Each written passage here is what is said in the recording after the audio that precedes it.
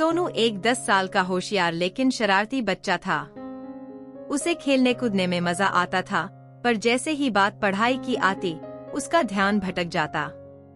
सबसे बड़ी समस्या थी उसकी मोबाइल की लत। वह दिन भर मोबाइल पर वीडियो देखता और गेम खेलता रहता।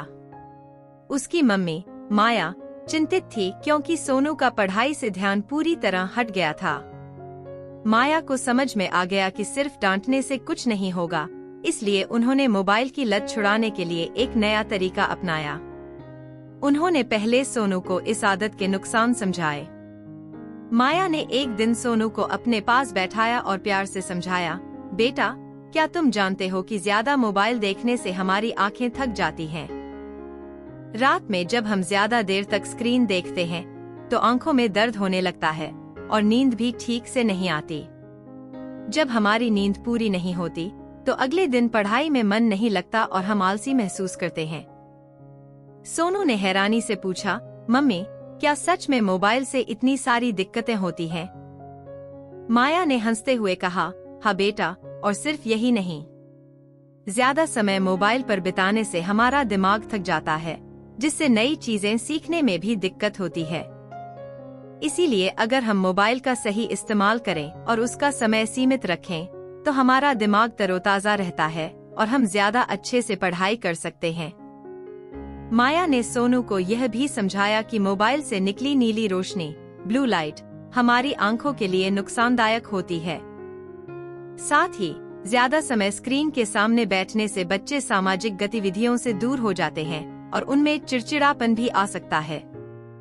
इसके बाद माया ने सोनू के लिए एक टाइम टेबल बनाया जिसमें एक दिन में सिर्फ 1 घंटे मोबाइल इस्तेमाल करने की इजाजत थी। बाकी समय पढ़ाई, खेलकूद और क्रिएटिव एक्टिविटीज जैसे पेंटिंग, किताबें पढ़ना के लिए रखा गया। माया ने सोनू से कहा, अगर तुम इस नए रूटीन को फॉलो करोगे, तो तुम्हें शनिवार को दोस्तों के साथ खेलने का समय मिलेगा और हम पार्क भी जा सकते हैं। माया ने सोनू की रुचि के हिसाब से पढ़ाई को भी आकर्षक बना दिया। उन्होंने उसे विज्ञान के बारे में मजेदार वीडियो दिखाए, जो न केवल उसकी पढ़ाई का हिस्सा थे, बल्कि मनोरंजक भी थे। माया ने कहा, अगर हम ज्यादा मोबाइल देखते हैं, तो हमारा दिमाग आलसी हो जाता है, लेकिन जब हम पढ़ाई करते हैं, तो हमारा दिमाग तेज होता है और हम नए नए खेल भी खेल सकते हैं। सोनू ने यह महसूस किया कि मोबाइल की आदत उसे सिर्फ थका रही थी और वह ज्यादा कुछ सीख भी नहीं रहा था। अब उसने अपना ध्यान पढ़ाई और बाहरी खेलों पर लगाना शुरू कर दिया। कुछ ही हफ्तों में सोनू की आंखों की थकान कम हो गई, उसकी नींद बेहतर होने लगी और उसे पढ़ाई में भी मजा आने लगा। एक शनिवार को जब माया ने सोनू से पूछा, अब बताओ, क्या तुम मोबाइल देखना चाहोगे या पार्क में जाकर दोस्तों के साथ खेलना? सोनू मुस्कुराते हुए बोला, मम्मी, अब मुझे मोबाइल नहीं चाहिए। मैं अपने दोस्तों के साथ पार्क में खेलने जाऊंगा और शाम को तुमसे नई कहानियां सुनूंगा।